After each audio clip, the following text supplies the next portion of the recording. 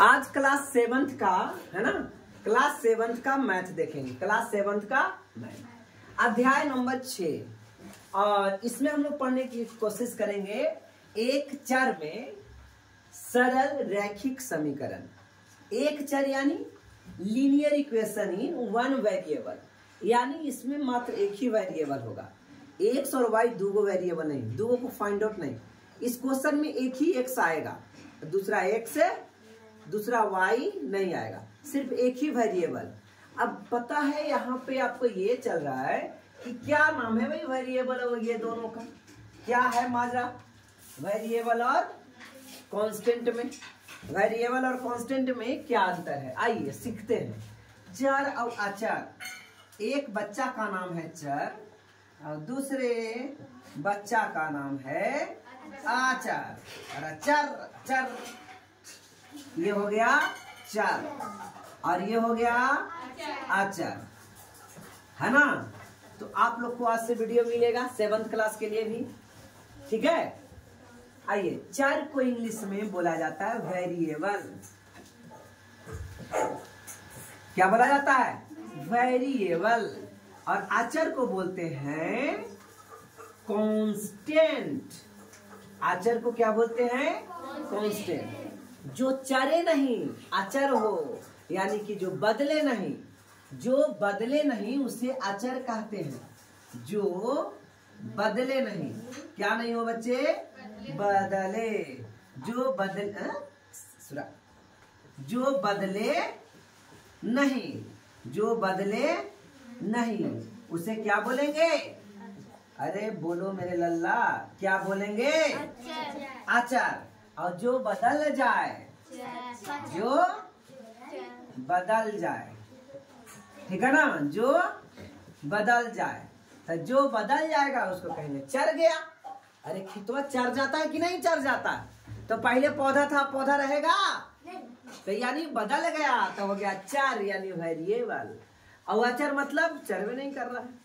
आइए समझते हैं कौन सा चर है और कौन सा अचर है। और बच्चे कहेगा कभी निकालते हो एक्स का मान, कभी एक्स का मान -4 आ जाता है, कभी एक्स का मान 17 आ जाता है, कभी एक्स का मान 5 आता है। तो बदल रहा है एक्स का मान कि नहीं बदल रहा, बोलो आप लोग, बदल रहा है कि नहीं बदल रहा है। तो कहो सर ये तो बदल रहा है, बदल रहा है।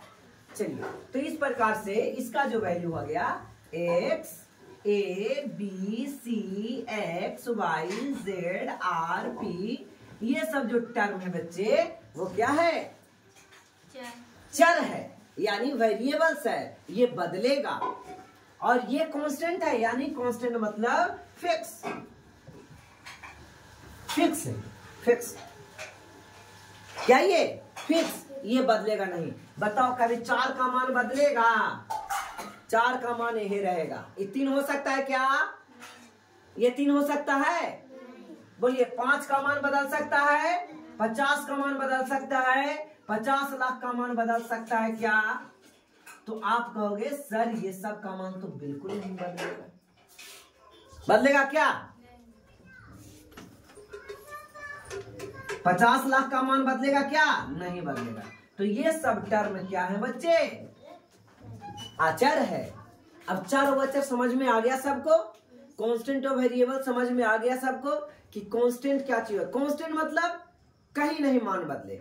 जैसे जी का मान, फिजिक्स में आपने पढ़ा था, जी का मान होता है, बड़का जी का मान 6.67 इंटू 10⁻⁻11 न्यूटन मीटर स्क्वायर पर केजी स्क्वायर। ये कभी बदलता है क्या, नहीं बदलता है। समझ में आ रहा है। तो ठीक उसी ढंग से ये क्या है, इसको बोलते हैं ग्रेविटेशनल कांस्टेंट। इसको आप नियतांक भी बोल सकते हैं बच्चे, क्या बोल सकते हैं, नियतांक भी बोल सकते हैं, ठीक है। तो आई होप आपको इतना समझ में चीजें आ गई होगी कि कौन सा वेरिएबल्स होगा और कौन कांस्टेंट होगा।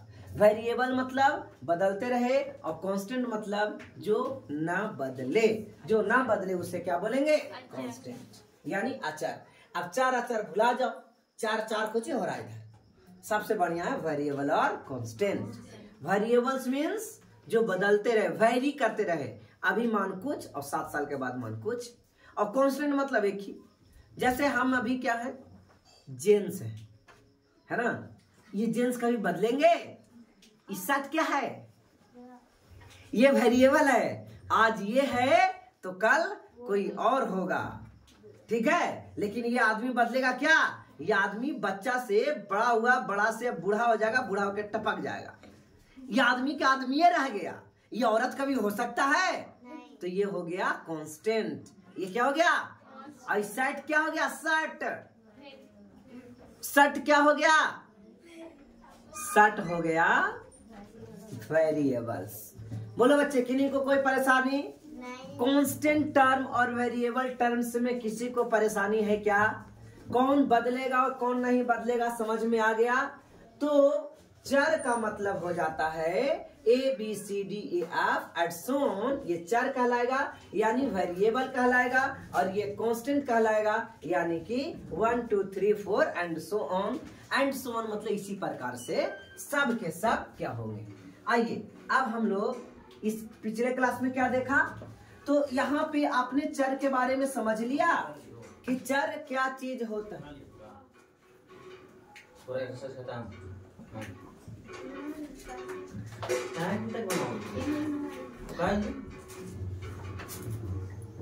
इतना देर से मालूम चलेगा एगो 4 महीने तुम क्यों ऐड कर लो, ऐसे काम चलेगा? सिंपल लीनियर इक्वेशंस है ना, simple linear equation in one variable. इसमें एक वेरिएबल रहेगा, ठीक है ना। क्या वेरिएबल रहेगा बच्चे? एक ही वेरिएबल टर्म होंगे। बोलो कोई डाउट है यहाँ तक के?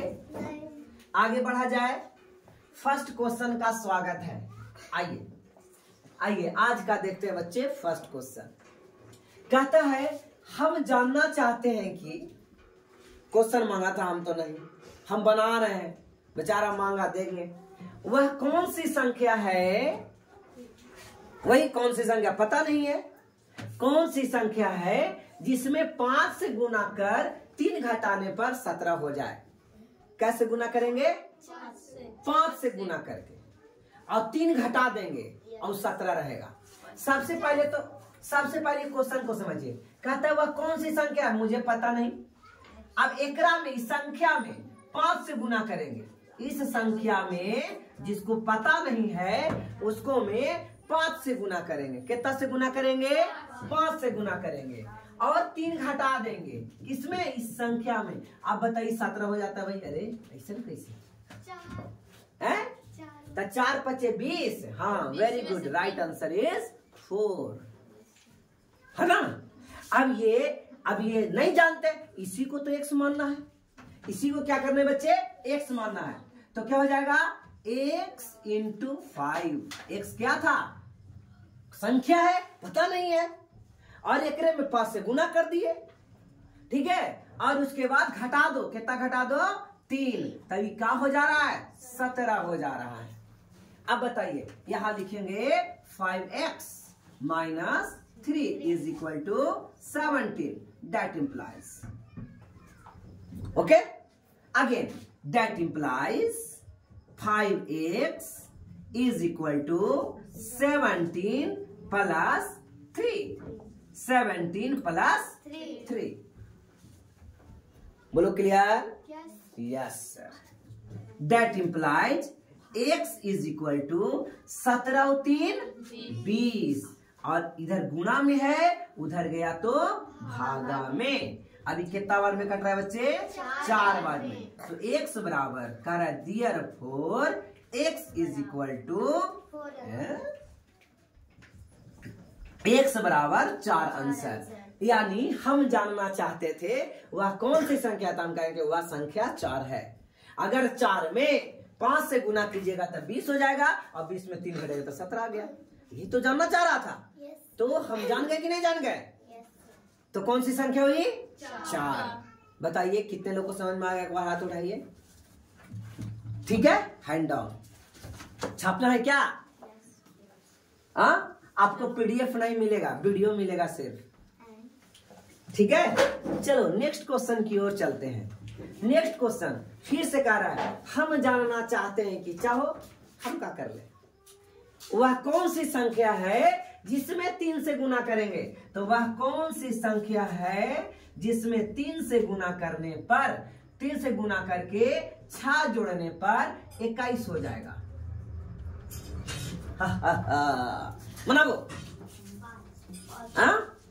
5 3 की 15 और 15 में 6 जोड़ देंगे 21। लेकिन ये हल्का हल्का तब ना बन जा रहा है, और जब भारी भारी रहेगा तब उठवे नहीं करेगा ससुर। अब जब ना उठेगा तो एक मानो, एक में तो समझ में आ जा रहा है। ये रे 5 3 के 4 4 3 के 12 6 नहीं होगा, 5 3 के 15, हाँ अभी हो जाए 15 6 21। अरे ऐसे अब कहेगा 10,000 जोड़ना है, 12,000 बराबर आना चाहिए, तब क्या कर लोगे? छोटे छोटे में तो बन जा रहा है, और बड़े बड़े में वही कैसे? तो कैसे बनेगा बच्चे? कहता है अकॉर्डिंग टू क्वेश्चंस, वह कौन सी संख्या? तो मैंने मान लिया संख्या x है। मैंने क्या माना? कि वो संख्या x है जिसमें से 3 से गुणा करेंगे। कितना से? 3 से गुणा कर 6 जोड़ देंगे। कितना जोड़ देंगे? 6 जोड़ देंगे तो वो 21 हो जाता है। क्या हो जाता है बच्चे? 21 हो जाता है। तो 36 18 ए रुको 3x plus 6 is equal to 21। That implies कौन देगा? 3x is equal to 21 minus 6। 3x is equal to, बताओ 21 में से 6 गया 15। कितना? 15। That implies again therefore x is equal to 15/3। कितना बार में कटेगा? 5 बार में। इस प्रकार x बराबर 5 इज द राइट आंसर। ठीक है बच्चे, तो आपको ये लाइन समझ में आया? ये लाइन समझ में आया कि कितना से गुना है ना? अगर 5 में 3 से गुना करोगे और 6 जोड़ दोगे तो 21 आ जाएगा, है ना? हम जानना चाहते थे तो जान गए। अगला क्वेश्चन कहता है कि जांच करे कि कोष्ठकों में दिए गए मान संगत समीकरण का हल है या नहीं। यानी n बराबर -2 लोगे तो 19 आएगा कि नहीं। n बराबर अगर x बराबर 3 लोगे तो 5 आएगा कि नहीं, चेक करने के लिए कह रहा है। तो चेक करो। आइए फर्स्ट क्वेश्चन की तरफ हम लोग रुख करें। किस क्वेश्चन? फर्स्ट क्वेश्चन का नाम कितने लोग सुने हैं? कभी क्या बोलते रहते हैं, पागल बोला हम। n बराबर कितना लेना है? 2 लेना है। क्या लेना है? 2। गलत। n बराबर -2 लेना है। चलिए n बराबर -2 लेते हैं। 7 एज इट इज -2, n का जगह पर कितना डाला? -2 प्लस 5 इज इक्वल टू 19 हो गया।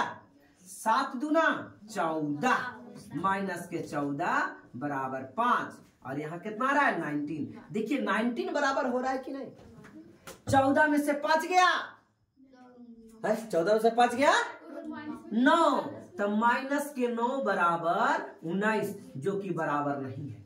बराबर है यानी LHS left hand side equal not to RHS। क्या बच्चे समझ में सबको आ गया? यानी LHS RHS बराबर नहीं है क्या? यानी पहला में आंसर हो जाएगा ये संगत हल नहीं है। संगत हल है? संगत हल नहीं है। आइए दूसरा क्वेश्चन की ओर रुख करते हैं। ठीक है ना बच्चे? दूसरा क्वेश्चन में चलो बनाते हैं। आइए चलो मेरे साथ। दूसरा क्वेश्चन में क्या कहता है? दूसरा क्वेश्चन कहता है 3x -4 इज इक्वल टू 5। रखना क्या है? x जगह पर, x के जगह पर 3 रखना है बच्चे। बोलो क्या रखना है बेटे? 3 रखना है। x के जगह पर कितने रखना है? 3। आइए 3 रखते हैं। यहाँ पे क्या दोगे? 3 x के जगह पर 3 और माइनस में 4 इज इक्वल टू 5। आपको चेक करना है 5 आता है कि नहीं आता है, तो उधर भेज के नहीं करना है। 3 3 9 माइनस में 4 बराबर 5। अब बताइए 9 में से 4 गया 5 बराबर 5 आ गया, है ना? ये आ गया। इस प्रकार से LHS बराबर RHS, left hand side equal to right hand side. इस प्रकार से ये है ना, यानी नहीं, यानी सही हल है। हाल समझ में आया बच्चे? तो कौन है और कौन ना है clear? All have clear. Next question देखिए, कहता है प्रयास एवं भूल विधि द्वारा समीकरण का हल ज्ञात करें। प्रयास एवं भूल विधि द्वारा, प्रयास एवं वहाँ पे थ्री होगा, x की जगह पर 6 हो जाएगा। है 2 into 3 6। तो भूल विधि द्वारा कैसे होगा, कौन बताएंगे? कहता है प्रयास एवं भूल विधि द्वारा समीकरण का हल ज्ञात करें। आइए, टाइम हो गया क्या? 2x बराबर 6। टाइम हो गया, बहुत जल्दी हो जाता है जी। हाँ, उसको रोको। 2x बराबर 6। एग्जाम है क्या? टुडे एग्जाम गो। x बराबर, अब भूल विधि द्वारा ना, तो सबसे पहले x का मान 1 लगाएंगे। क्या लगाएंगे? 1। तो यहां पे बताइए, यह LHS क्या लिखा जाता है बार बार जी? LHS। इधर क्या है? RHS। 6 आना है, 1 डालेंगे तो क्या 6 आ जाएगा? बताइए, 6 आ जाएगा बच्चे? यानी 2 into 1 आया 2, नहीं है। अब x बराबर 2 डालो, है ना? 2 into 2 कितना आया? 4, नहीं है। x बराबर 3 डालिए, है ना? 2 into 3 6, यानी ये वाला आंसर हो गया। x बराबर कितना लेना होगा? 6। तो यही हो गया भूल विधि द्वारा। भूल विधि द्वारा हो गया, है ना? तो भुला भुला करना है ना, एक बार निकालना नहीं है, भुला भुला के करना है। एक बार निकाल लीजिएगा, हाँ? ऐसे करके नहीं निकाल लेना बच्चे।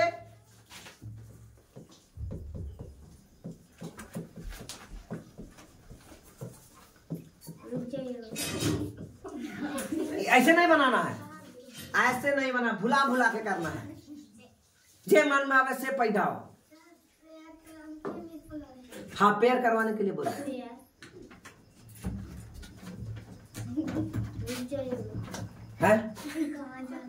हम कहाँ जा रहे हैं? रुक जाकर हो गया बच्चे। तब भुला भुला के बनाना है इसको। हाँ, क्या तुरंत जस्ट हटाए। आप बनाइए प्रयास या भूल विधि द्वारा बनेगा।